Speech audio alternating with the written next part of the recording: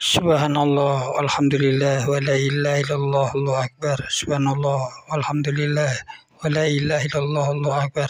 Subhanallah, alhamdulillah, wa la ilaha illallah, Allahu akbar. Assalamualaikum warahmatullahi wabarakatuh. Bismillahirrahmanirrahim. Allahumma sholli ala sayyidina Muhammad wa ala ali sayyidina Muhammad. Pemirsa yang mulia, sekarang saya ada di Masjid At-Taqwa untuk meliput kajian Hukum menakwil yang akan terjadi. Oke. Mari kita masuk ke dalam Masjid At-Taqwa yang sedang ada kajian. Ada dua, ada langit, ada bumi. Qabla huduthiha, sebelum terjadi. Bin nazari fil ahwal falakiyah, dengan melihat dan memperhatikan keadaan-keadaan yang ada di atas falak, di atas. Jadi orang ini dia ingin menyampaikan sesuatu yang belum terjadi, yang akan terjadi di atas bumi ini. Tapi caranya itu adalah dengan meneliti bintang yang di langit, lalu dia kaitkan. Ya bagaimanapun, meskipun perbuatannya kebohongan, tapi tetap butuh trik. Nah, triknya itu adalah dengan melihat keadaan bintang. Karena kalau tanpa trik orang nggak percaya, kan? Harus dibumbu-bumbui. Dan begitu, meskipun batil, dia harus punya sandaran. Ini sandarannya adalah melihat keadaan falak yang ada di atas.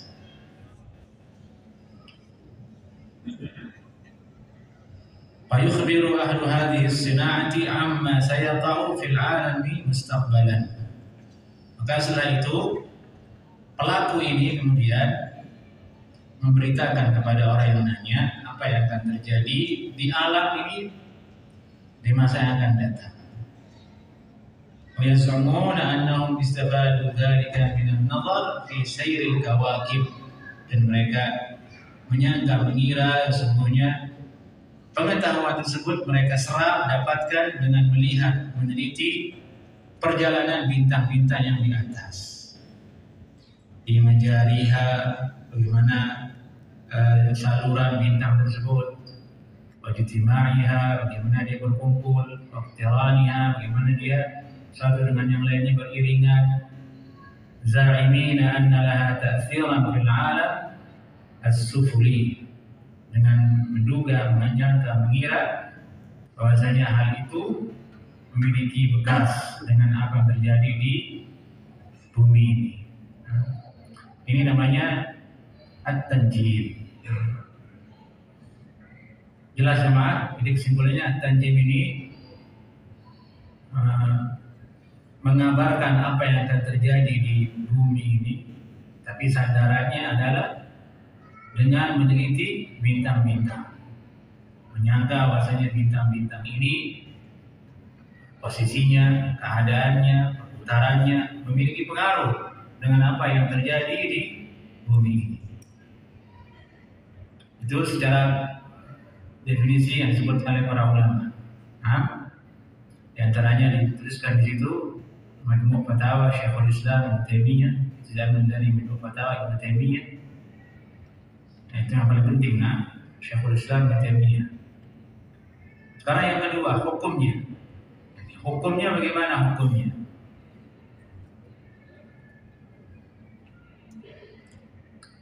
Sebelum masuk ke dalam hukum, penulis kita, semoga Allah memberikan beliau pahala kebaikan atas kitab yang beliau tulis ini.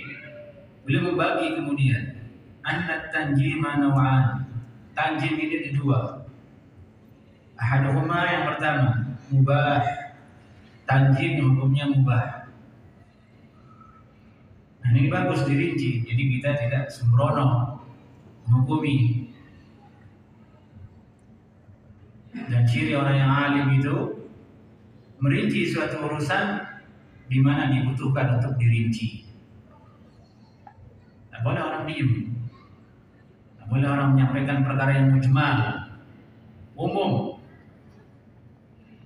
sebenarnya masih mentah kan kalau umum itu belum matang. Ilmu juga begitu Pak. Ilmu itu akan matang kalau sudah ditahu rinciannya. Nah, rincian itulah yang biasanya dikaji di majelis kita seperti ini. Kalau yang umum-umum tidak antum mendapatkan rincian. Nah, itulah yang menyebabkan kemudian dangkalnya ilmu. Cepat memvonis karena belum tahu rincian. Ini rincian terpenting.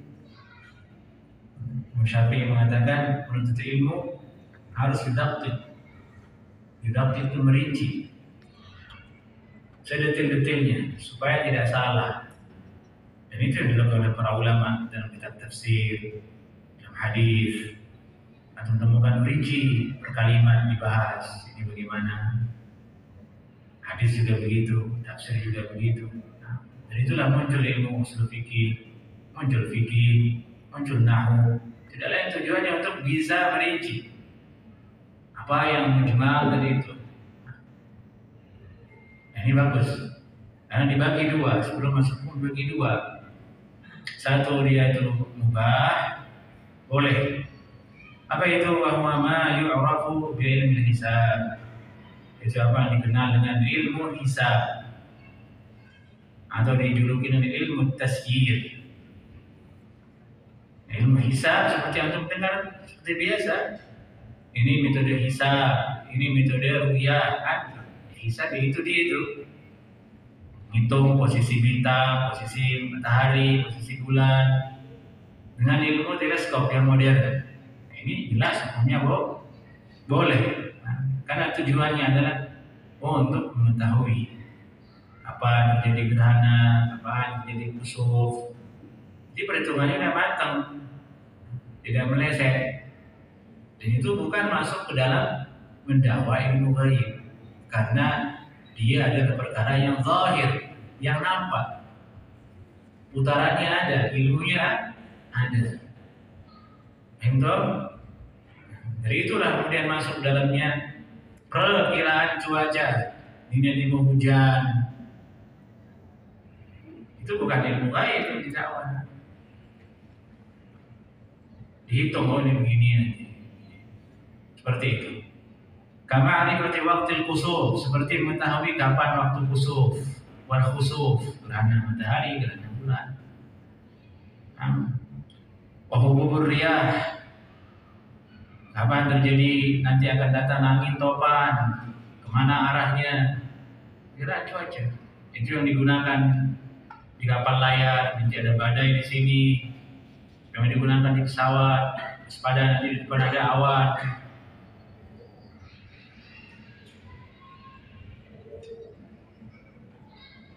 Tapi ada syaratnya, ma'al i'tiqadil jazim anna kulla syai'in yajri fi hadzal kaun bi qada'illahi wa qadarihi.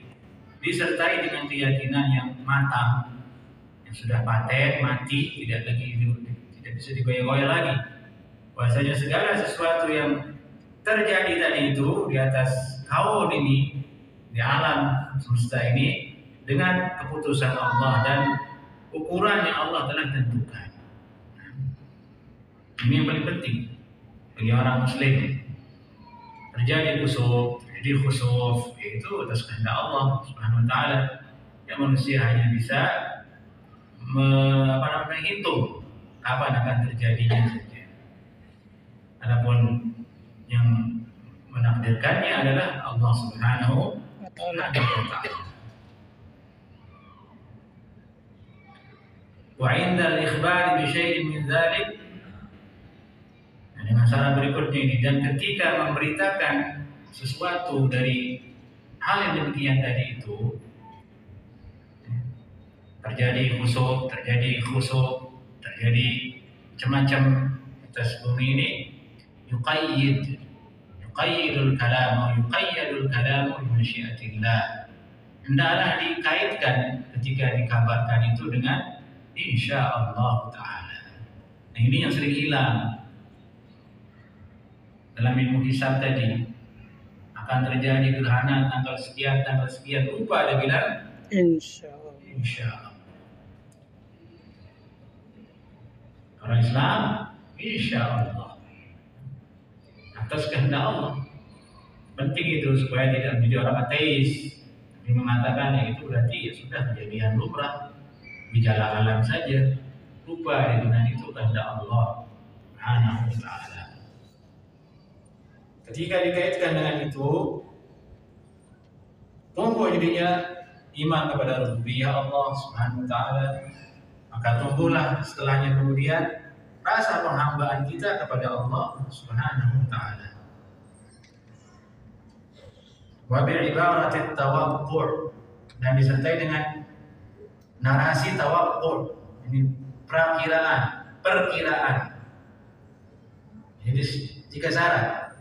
1, meyakini itu adalah kehendak Allah dan takdirnya. Ketika diberitakan dengan insyaallah, harus ada kalimat apa? Insyaallah. Yang kedua, yang ketiga dengan ibarat tawakkul. Tawakkul artinya perkiraan. Diperkirakan insyaallah akan terjadi khusuf. Begitu adabnya. Diperkirakan insyaallah puasa tanggal sekian. Jadi harus insyaallah. Kan hisab juga hitungan. Begitu. Diperkirakan insyaallah sepertinya akan hujan insyaallah. Kan udah tahu kaidahnya. Kaidah paling sederhana. Mendung tak berhenti hujan. Itu kaidah sederhana sudah itu. Gejala alam itu mendung tak berarti hujan. Orang bekerja tak berarti dia kaya raya. Betul atau tidak? Betul atau tidak? Betul. Betul. Banyak orang bekerja tidak semuanya kaya raya. Gitu. Itulah kehendak Allah Subhanahu wa taala. Kalau seandainya bekerja itu pasti kaya raya, ya enak sekali kan. Kan semua orang bekerja. Pemirsa yang mulia, kiranya cukup sekian sekilas informasi kajian yang diselenggarakan di Masjid At-Taqwa BPN Lipa Cikarang, Kecamatan Cikarang Selatan, Kabupaten Bekasi, Jawa Barat. Billahi taufiq wal hidayah. Wassalamualaikum warahmatullahi wabarakatuh. Sampai jumpa lagi di lain kesempatan. Terima kasih.